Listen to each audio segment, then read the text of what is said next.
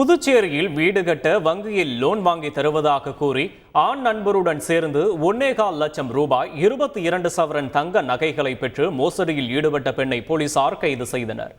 தனியார் நிறுவனம் ஒன்றில் ஹவுஸ் கீப்பிங் பணி செய்து வரும் முதலியார்பேட்டை திருவிகா நகரைச் சேர்ந்த ரஞ்சனிக்கு அதே நிறுவனத்தில் சத்தியவதியுடன் பழக்கம் ஏற்பட்டுள்ளது.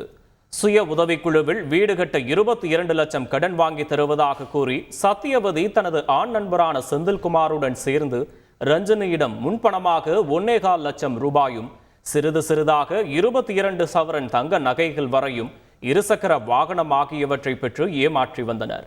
பணத்தை பெற்று ஏமாற்றிவிட்டதாகவும் அதனை திருப்பி கேட்டால் தன்னை மிரட்டுவதாகவும் முதலியார்பேட்டை காவல் நிலையத்தில் ரஞ்சனி புகார் அளித்தார். தொடர்ந்து சத்தியவதியை கைது செய்த போலீசார் தலைமறைவாகியுள்ள அவரது ஆண் நண்பரை தீவிரமாக தேடி வருகின்றனர். கருத்து வேறுபாடு காரணமாக கணவரை பிரிந்து வாழ்ந்து வந்த சத்தியவதி ஆண் நண்பருடன் சொகுசு வாழ்க்கை வாழ்வதற்காக நகை பணம் பறித்தது விசாரணையில் தெரிய வந்தது. செய்திகளை உடனுக்குடன் தெரிந்து கொள்ள உடனே சப்ஸ்கிரைப் பண்ணுங்க.